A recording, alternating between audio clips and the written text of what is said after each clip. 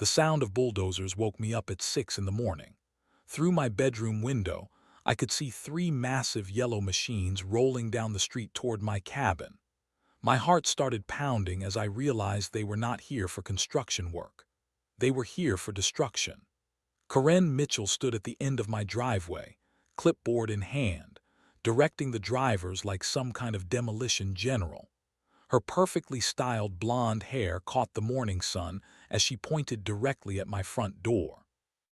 I threw on my clothes and ran outside, my bare feet hitting the cold gravel. The lead bulldozer was already positioning itself near my grandfather's hand-carved wooden fence. The driver looked down at me with apologetic eyes, but his machine kept moving forward. Karen smiled at me with the kind of cold satisfaction that only comes from someone who thinks they have finally won. "You had your chance," she called out over the rumbling engines. "Now the city is taking care of this eyesore once and for all." That was the moment I realized Karen Mitchell had no idea what she was about to destroy. She had no idea that I owned the deed to the land under her precious $7 million clubhouse. 6 months earlier, I was sitting in my small apartment, staring at a letter from my grandfather's estate attorney. The words seemed impossible to believe. My grandfather, who I had only seen a few times during childhood family gatherings, had left me his cabin and the surrounding land. The property sat on the edge of Willow Creek Estates, one of the most exclusive HOA communities in the county. I drove out to see the cabin on a cold Tuesday morning in March. The gravel road wound through towering oak trees before opening into a small clearing.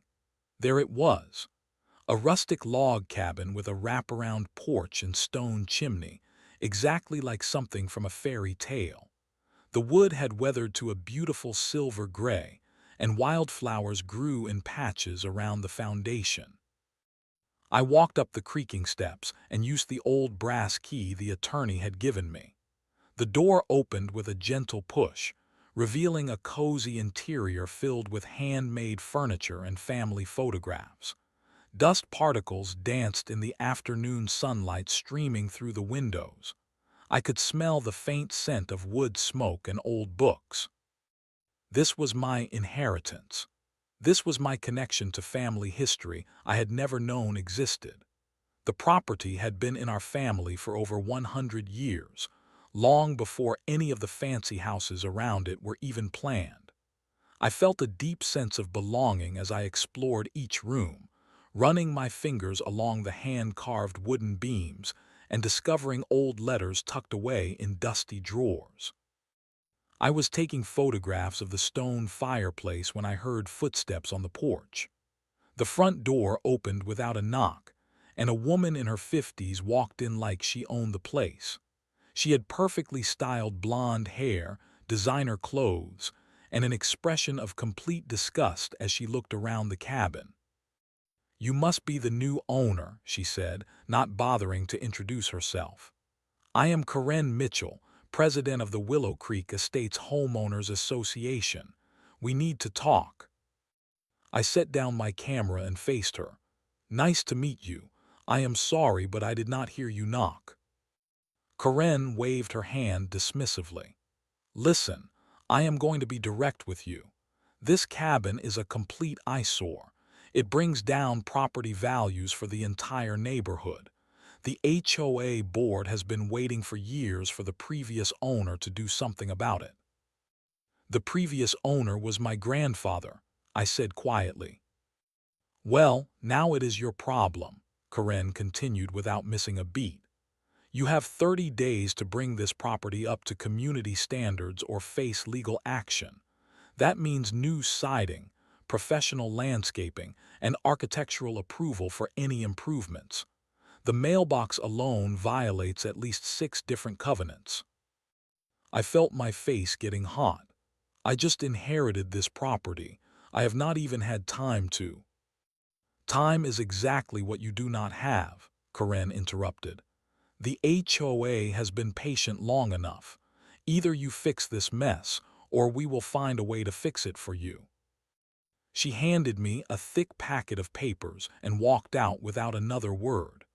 I stood there in my grandfather's cabin, holding a stack of legal documents and feeling like I had just been punched in the stomach. Corinne Mitchell had turned what should have been a beautiful moment of discovery into a declaration of war. That night, I sat on the cabin porch and read through every page of the HOA covenant documents. The more I read, the angrier I became. These people wanted to control everything. Paint colors, fence heights, garden layouts, even the types of flowers I could plant. They wanted to turn my grandfather's century-old cabin into another cookie-cutter house that looked exactly like all the others. I looked out at the lights glowing in the windows of the surrounding houses. Each one was worth at least $500,000. Each one was perfectly maintained according to HOA standards, and each one was built on land that used to be open fields and forests, just like the land my cabin sat on. But something felt wrong about Corinne's threats. My grandfather had owned this land for decades. How could an HOA that was formed years later suddenly have power over property that existed long before they did? I decided to do some research before I made any decisions about renovations. That decision would change everything. I spent the next 2 weeks researching HOA laws and getting quotes from contractors. The cabin needed work, but it was structurally sound and full of character. I wanted to restore it properly, honoring my grandfather's craftsmanship while making it comfortable for modern living.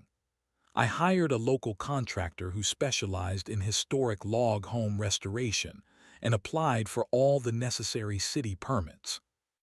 Corinne was not pleased with my approach. She wanted the cabin torn down and replaced with something that matched the neighborhood aesthetic.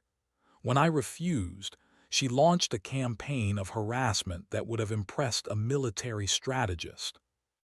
First came the letters. Official HOA correspondence arrived in my mailbox every few days, each one more threatening than the last. I was violating architectural guidelines. My contractor's truck was parked illegally. My temporary outdoor lighting was not approved by the Architectural Review Board. Every single thing I did was somehow wrong according to Corinne's interpretation of the rules. Then came the complaints to the city. Corinne filed reports claiming my renovation work was creating safety hazards and noise violations.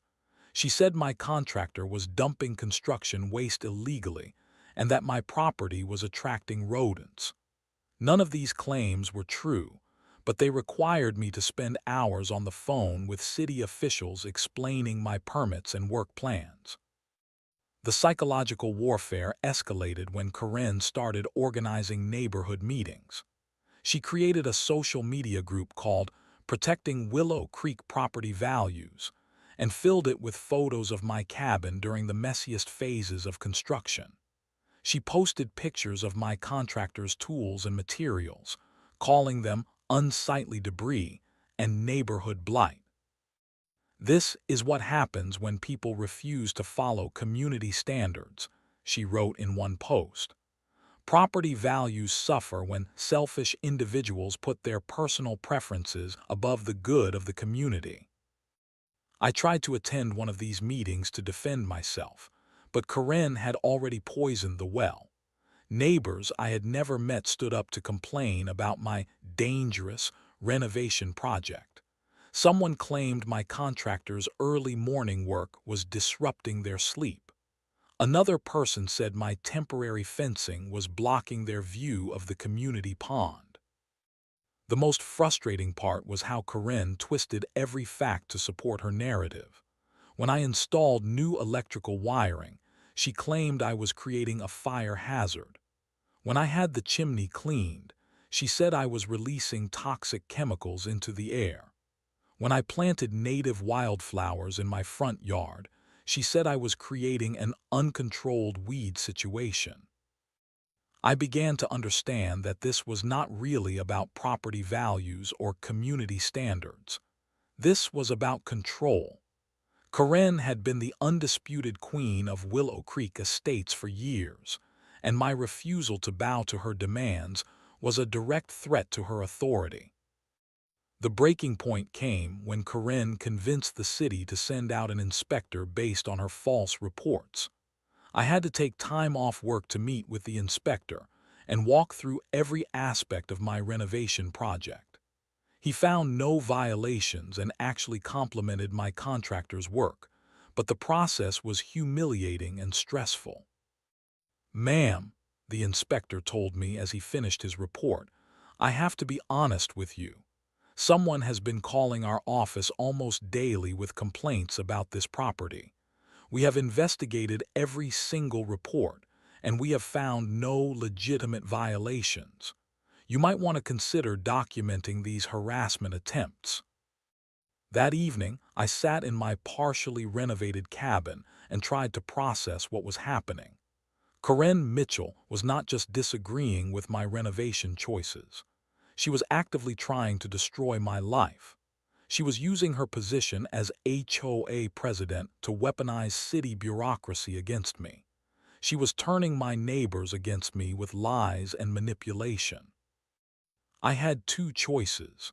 I could give up and sell the cabin, letting Corinne win and abandoning my connection to my family's history. Or I could fight back and find a way to stop her harassment once and for all. I chose to fight. The next morning, I called a property attorney named David Chen, who specialized in HOA disputes.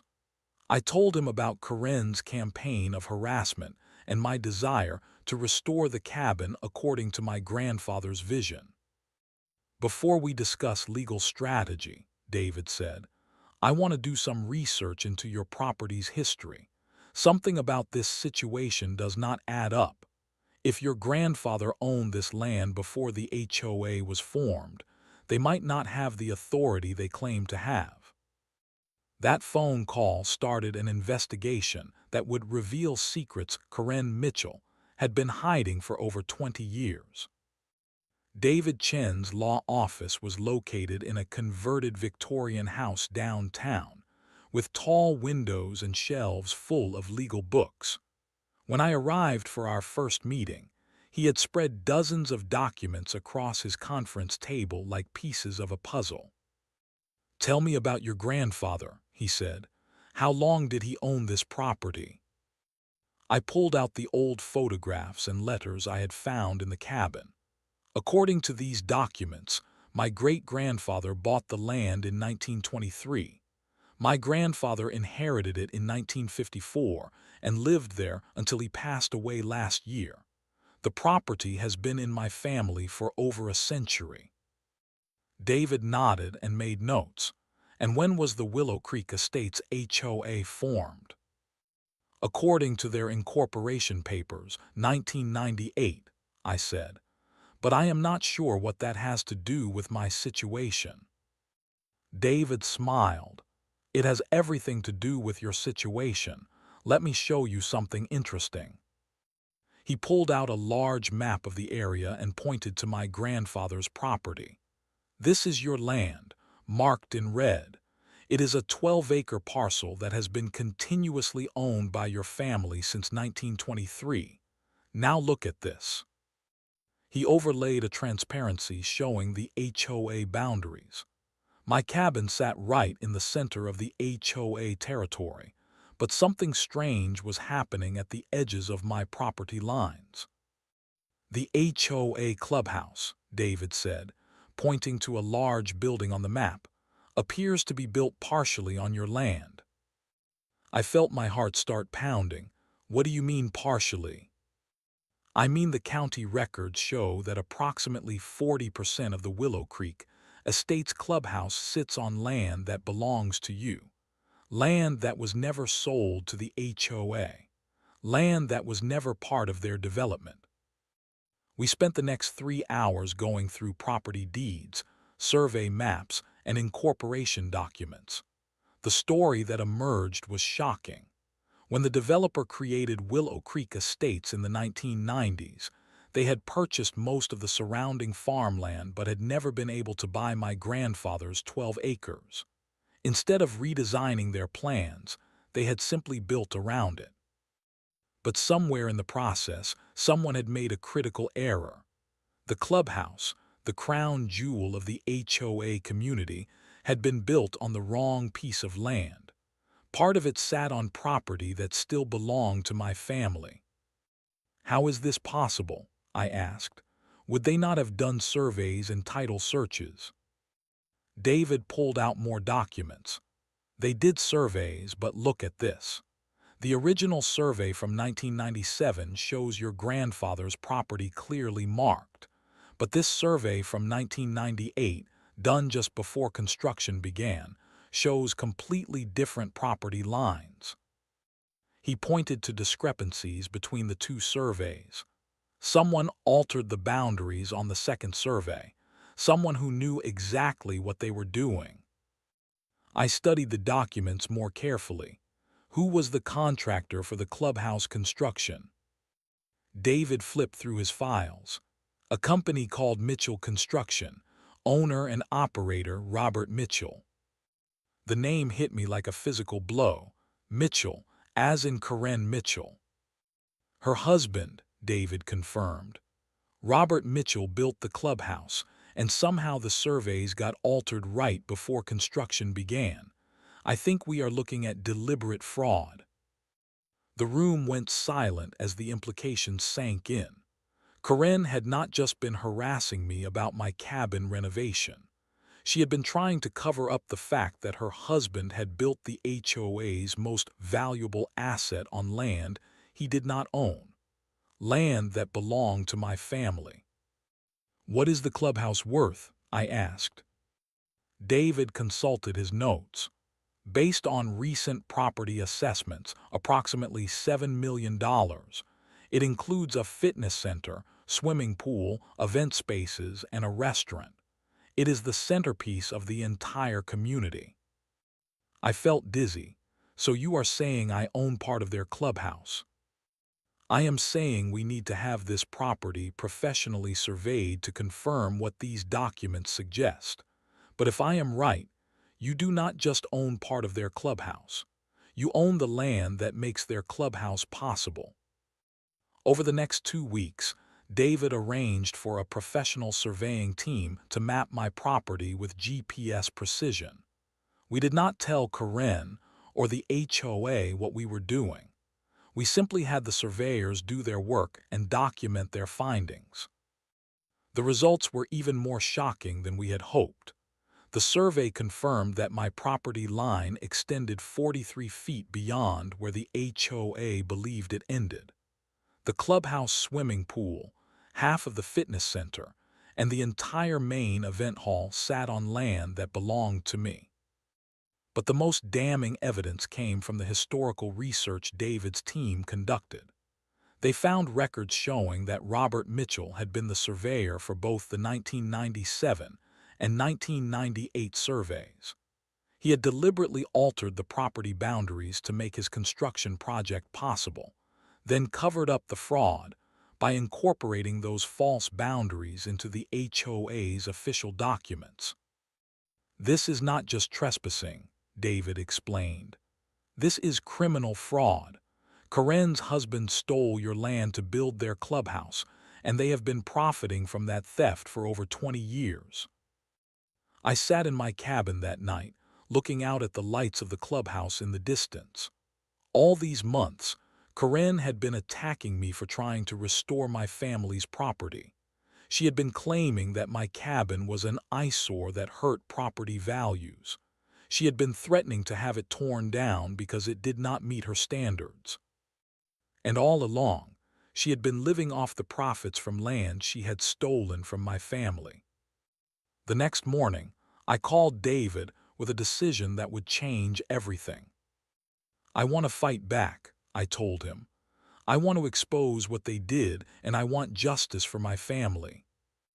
Are you sure? David asked. This is going to get very messy. Corinne will not go down without a fight. I looked at the photograph of my great-grandfather that hung on the cabin wall. He had worked his entire life to pay for this land. My grandfather had spent decades maintaining it and loving it. Corinne Mitchell had tried to destroy their legacy to cover up her own crimes. "I am sure," I said, "let them come." David and I spent the next month building our case like generals preparing for war. We documented every piece of evidence, organized every survey report, and prepared legal briefs that would expose 20 years of fraud. But we decided not to reveal our hand immediately. Instead, we would let Corinne continue her harassment campaign while we quietly prepared to destroy her. The professional survey results were devastating for the HOA. Not only did I own the land under their clubhouse, but the fair market value of that property was substantial. David calculated that the HOA owed my family over 20 years of rental payments for the unauthorized use of our land. With interest and penalties, the total amount was approaching $2 million. But money was not really what I wanted. I wanted justice. I wanted Corinne to face consequences for her fraud and harassment. I wanted the entire community to understand what kind of person had been controlling their lives for the past decade. David advised patience. "Corinne is panicking," he told me during one of our strategy sessions. "Her harassment campaign is getting more desperate, which means she suspects we might have discovered something. The more pressure she puts on you, the more evidence we have of her bad faith." He was right. Corinne's attacks were becoming increasingly unhinged. She had convinced the city to send out 3 more inspectors, all of whom found no violations. She had filed noise complaints about my contractor's work, even though he followed all local ordinances about construction hours. She had even called the fire department claiming my chimney was a safety hazard. The fire chief was apologetic when he showed up to inspect my chimney. "Ma'am, I have to be honest with you. We have received multiple calls about this property from the same person. Your chimney is in excellent condition, and whoever restored it did beautiful work. Someone is wasting city resources with these false reports." I thanked him and documented the visit, adding it to our growing file of evidence. Corinne's harassment was not just annoying anymore. It was creating a paper trail that would be useful in court. The most satisfying moment came when Corinne tried to have my property condemned by the city. She filed a formal complaint claiming that my cabin was structurally unsound and posed a danger to the neighborhood. The city sent out a structural engineer who spent 4 hours examining every beam, foundation stone, and roof line. "This is some of the finest log construction I have ever seen," the engineer told me. "Whoever built this cabin knew what they were doing. The craftsmanship is exceptional, and the recent restoration work is top quality. This building will probably outlast most of the modern houses in the area." That evening, I sat on my porch and watched Corinne's house in the distance. Lights were on in every window, and I could see shadows moving behind the curtains. I wondered if she was having trouble sleeping. I wondered if she was starting to realize that her harassment campaign was not working. David called me the next morning with news that made my day. "Corinne has made a critical mistake," he said. "She filed a formal petition with the city requesting that your property be condemned and demolished. She is claiming that your cabin violates multiple safety codes and presents a clear and present danger to the community." "But all the inspections have cleared my property," I said. "Exactly, which means Corinne has now made false statements in an official city document. That is a crime. It is also evidence of malicious prosecution, which we can use against her in court." I felt a surge of satisfaction. Corinne's desperation was becoming her downfall. Every lie she told created more evidence against her. Every false complaint made her look more unreasonable and vindictive. There is something else, David continued. I have been researching Karen's background, and I found some interesting information. She has been involved in similar harassment campaigns against other homeowners in the past. We have 3 families who are willing to testify about her pattern of bullying and intimidation. The picture was becoming clearer. Karen Mitchell was not just a demanding HOA president. She was a serial bully who used her position to target anyone who dared to challenge her authority. My situation was not unique. It was part of a pattern of abuse that had been going on for years. When do we reveal what we know? I asked. David paused. Soon, but I want to wait for the perfect moment. Karen is digging herself deeper every day. When we finally show our hand, I want to make sure the impact is maximum. That perfect moment was coming sooner than we expected. 3 weeks later, Karen Mitchell made the mistake that would end her reign of terror. She had exhausted all her legal options and failed to intimidate me into abandoning my cabin. So she decided to take matters into her own hands. It started with a certified letter that arrived on a Thursday morning. The envelope was thick and official-looking, with Willow Creek ESTATES HOA printed in bold letters across the top. Inside was a document that took my breath away. Notice of immediate property condemnation, the heading read. By order of the Willow Creek Estates Board of Directors and the City of Millbrook, you are hereby notified that the structure located at 1247 Oak Ridge Road has been condemned as unsafe and uninhabitable. The letter claimed that my cabin violated multiple city safety codes and presented an immediate danger to the surrounding community.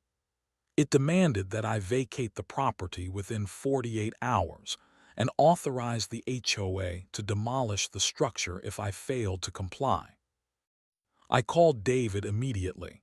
"This cannot be legal," I said. "The city has inspected my property 5 times and found no violations."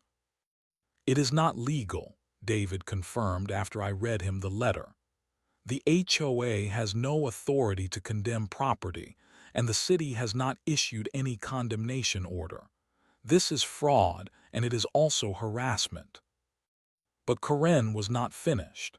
That afternoon, she organized a neighborhood meeting to discuss the dangerous cabin situation. She sent invitations to every household in Willow Creek Estates, asking them to attend an emergency session about protecting their property values and family safety. I decided to attend the meeting, even though David advised against it. I wanted to see Karen's performance firsthand. I wanted to understand how she had managed to turn so many neighbors against me. The community center was packed. More than 60 people crowded into the main hall, and the tension was obvious as soon as I walked in. Conversation stopped when people saw me, and I could hear whispers as I found a seat in the back row.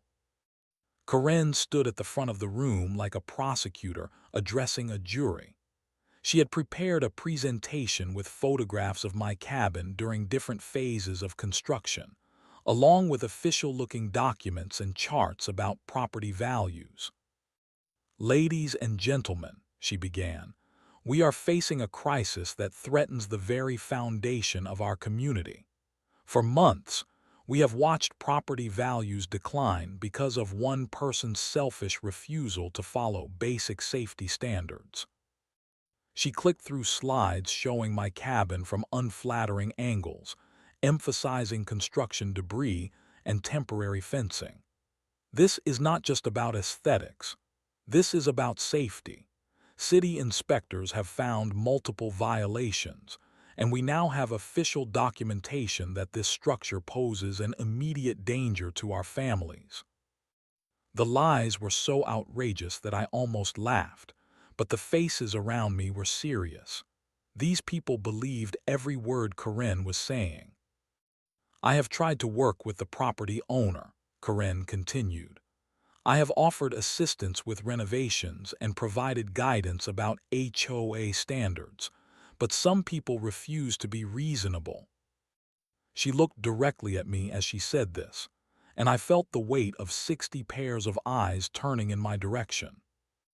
That is why the HOA board has voted unanimously to pursue immediate demolition of this dangerous structure.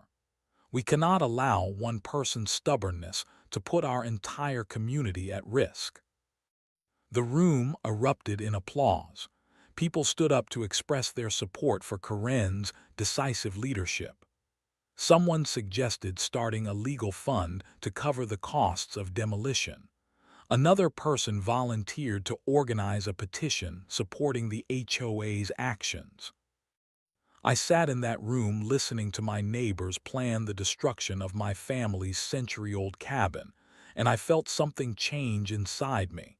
This was not just about property anymore. This was about justice. This was about stopping a bully who had been terrorizing people for years. When the meeting ended, I walked outside to find Corinne waiting for me in the parking lot. She had a satisfied smile on her face and her arms crossed like a victorious general. "I hope you enjoyed the show," she said. "You have 48 hours to get out. After that, the bulldozers are coming whether you like it or not." I looked at her for a long moment, remembering all the harassment and lies and false accusations. I thought about my grandfather's hands carving the wooden beams of that cabin. I thought about my great-grandfather working his entire life to pay for that land. "Corinne," I said quietly, "you have no idea what you just did." She laughed. "I know exactly what I did. I solved a problem that should have been solved months ago."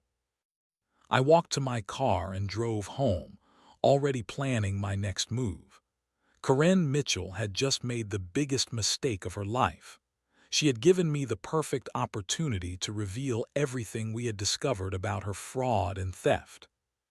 The next morning, I called David with instructions that would change everything.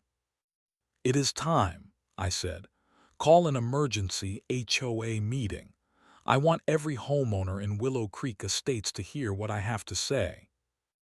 The emergency HOA meeting was scheduled for Saturday evening at 7 o'clock.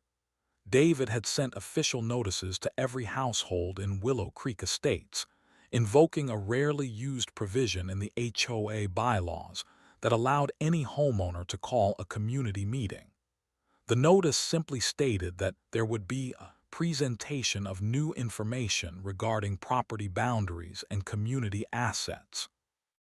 Corinne tried to block the meeting, of course.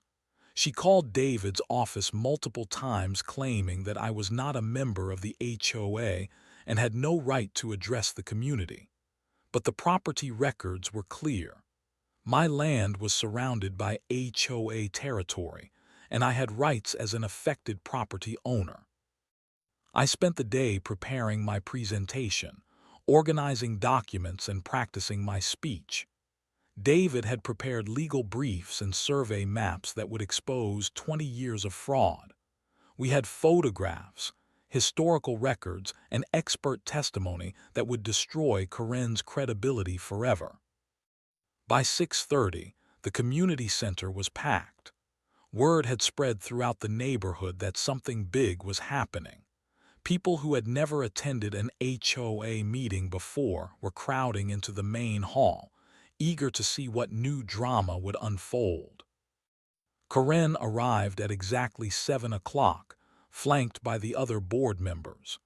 She wore a navy blue suit and carried a briefcase, looking like she was prepared for battle. She took her seat at the front table and glared at me with undisguised hatred.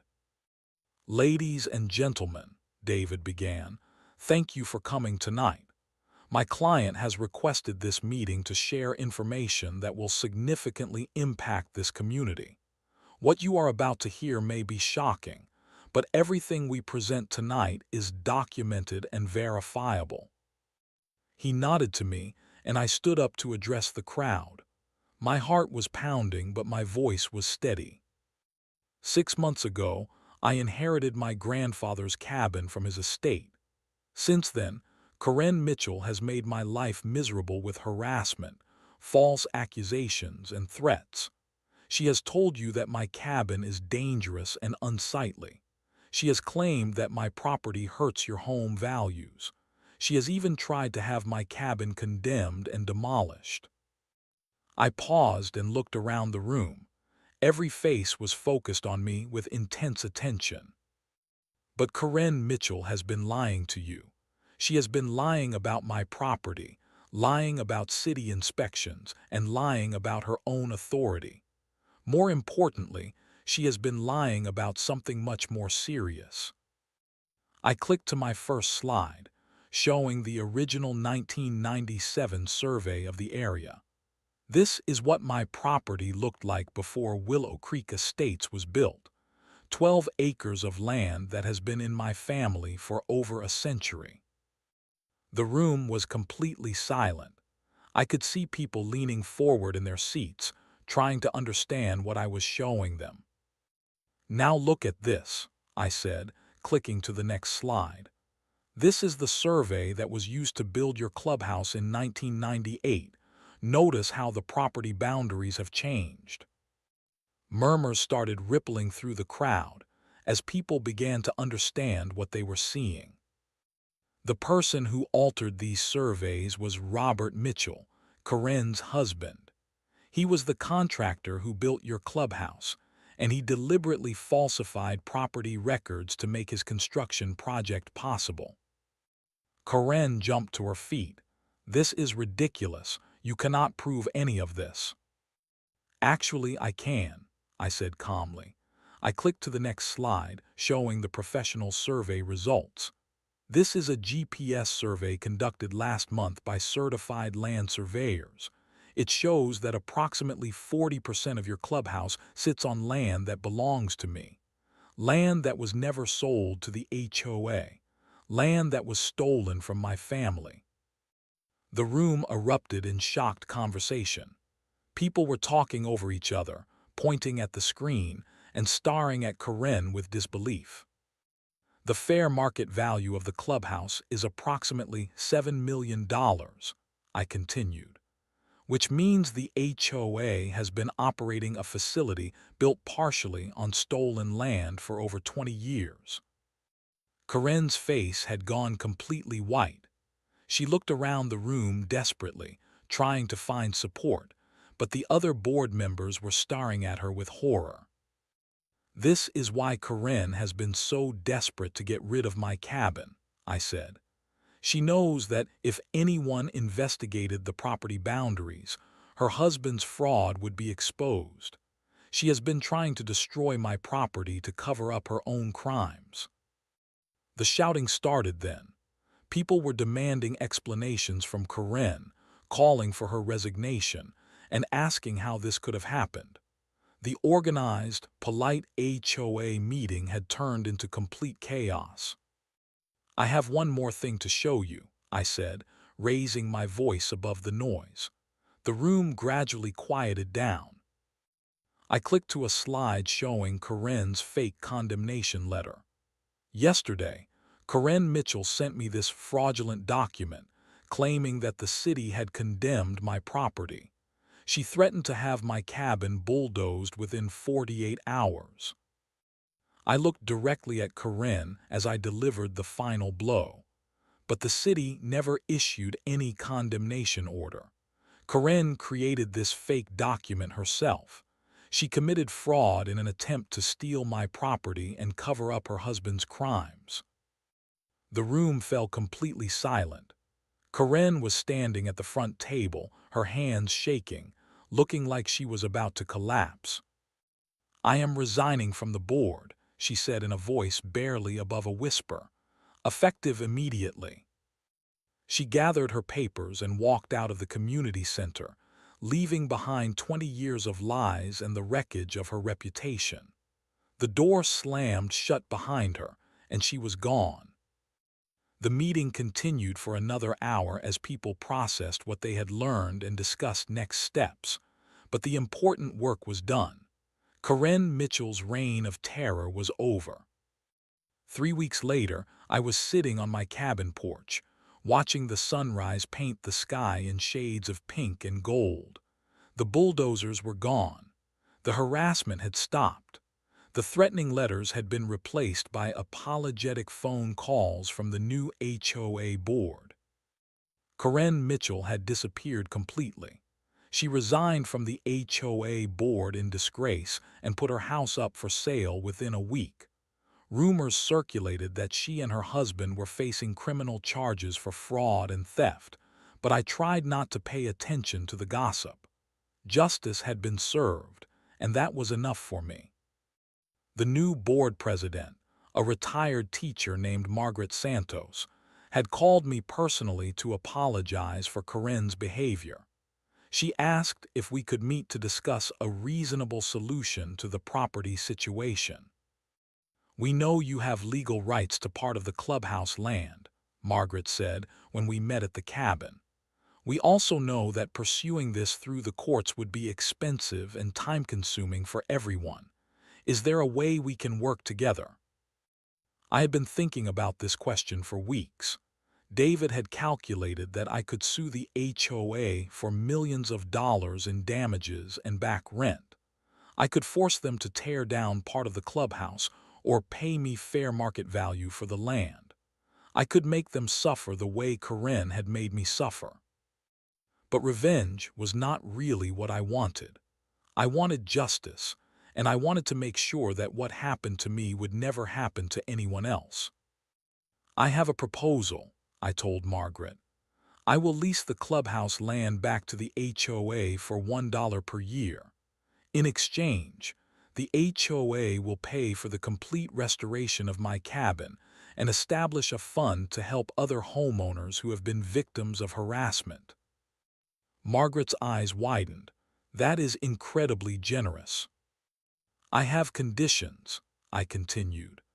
"Corinne Mitchell is banned from all HOA property permanently. The board must implement new policies to prevent harassment of property owners, and I want a formal apology from the HOA for everything that happened." Margaret agreed to all my terms without hesitation. The legal papers were signed within a month, and work began immediately on both the cabin restoration and the new community policies. The transformation was remarkable. My cabin went from being a source of neighborhood conflict to a symbol of community healing. The restoration work was featured in the local newspaper, and people began stopping by to admire the craftsmanship and learn about the property's history. The Harassment Prevention Fund helped 3 other families who had been targeted by Corinne's bullying over the years. One couple had been forced to repaint their house 4 times because Corinne claimed the colors violated HOA standards. Another family had been fined repeatedly for landscaping choices that were perfectly legal.